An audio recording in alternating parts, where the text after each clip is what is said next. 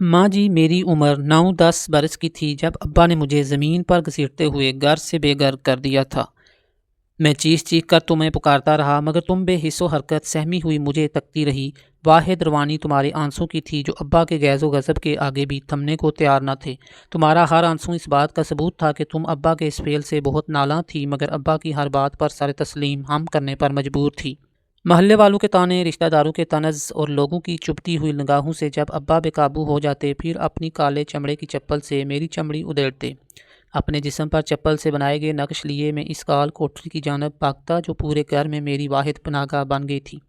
पिटाई का दिन जब रात में डलता तो तुम अब्बा से छुपकर दबे पाँव आती, मुझे सीने के साथ लगाती, अपने दुपट्टे से मेरे जख्मों की टकोर करती, मेरा सर अपनी गोद में लिए घंटों मेरे पास बैठी रहती।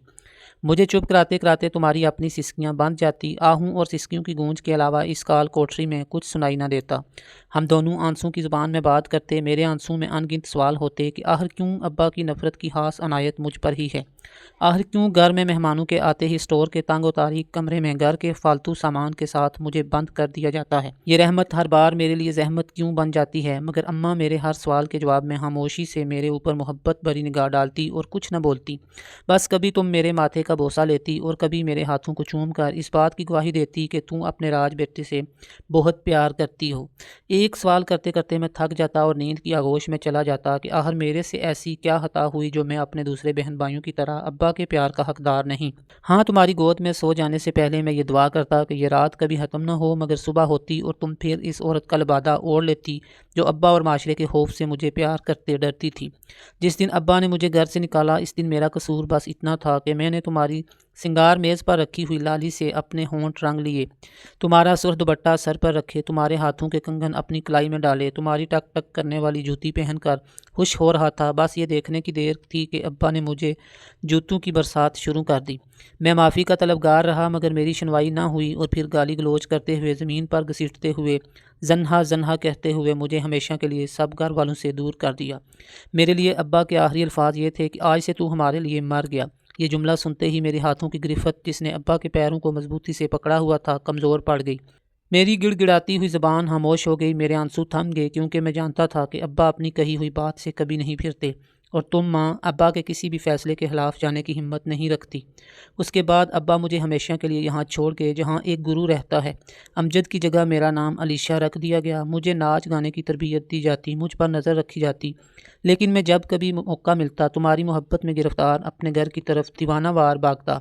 मगर अब्बा का आखिरी जुमला मुझे दहलीज पार करने से रोक देता।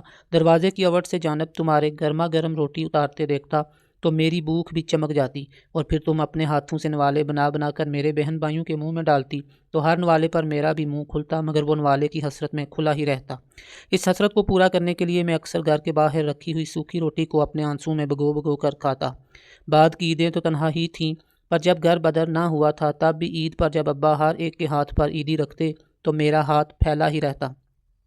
जब हर बच्चे की झोली प्यार और मोहब्बत से भर दी जाती तो मेरी झोली खाली ही रह जाती। जब अब्बा अपना दस्ते शफ़क़त सबके सरों पर फेरते तो मेरा सर झुका ही रहता। सहन में खड़ी अब्बा की साइकिल जिसको अक्सर मैं मोहल्ले से गुजरते देखता तो हर बार दिल में ये ख्वाहिश होती कि काश अब्बा साइकिल रोक कर मुझे एक बार सिर्फ एक बार सीने से लगा लें, मगर मेरी ये ख्वाहिश ही रह गई। घर छोड़ने के अजाब के बाद मेरे ऊपर एक और अजाब नाज़िल हुआ जिसके कुर्ब ने मेरी रूह तक को ज़ख्मी कर दिया। चंद शुरफा गुरु के पास आए और मुझे अपने साथ ले गए। मुझे ज़बरदस्ती बेलबास किया और अपनी हवस की भेंट चढ़ा डाला। माँ मैं इतना छोटा और कमज़ोर था कि तकलीफ़ की वजह से अपने होश ही खो बैठा था। फिर इसी बेहोशी के आलम में मुझे गुरु के हवाले कर दिया गया। फिर ये सिलसिला ऐसा शुरू हुआ कि मैं रोज़ ही अपनी नज़रों में गिरता रहा, मरता रहा। करता भी क्या कि अब मेरे पास कोई और दूसरी पनाहगाह न थी। फिर इसी काम को मेरे गुरु ने मेरे पेशे का नाम दिया। मैं गुरु के पास कई बार भागा, दर दर नौकरी की तलाश में फिरता रहा मगर मायूसी के सिवा कुछ हासिल नहीं हो सका। हर बार गुरु के दर पर ही पनाह मिली। हमारा वजूद माशरे में गाली समझा जाता है। हमें तो किसी को बददुआ भी देनी हो तो हम कहते हैं कि जा तेरे घर भी मुझ जैसा पैदा हो। हालांकि हमारी रगों में भी सुर्ख रंग का खून दौड़ता है। हमें बनाने वाला भी तो वही है जिसने इन सब को पैदा किया। उनके सीने में भी दिल हमारी तरह ही धड़कता है, तो फिर हमें किस बात की सज़ा दी जाती है। हमारा जुर्म क्या होता है? शायद हमारा जुर्म ये होता है कि हमारा खून सुर्ख है और माशरे का सफ़ेद। माँ सारी ज़िंदगी जीने की चाह में मरता चला गया। सफ़ेद खून रखने वाले लोग कभी मज़हब की आड़ लेकर تو کبھی جسم فروشی سے انکار پر ہمارے جسموں میں گولیاں اتار دیتے۔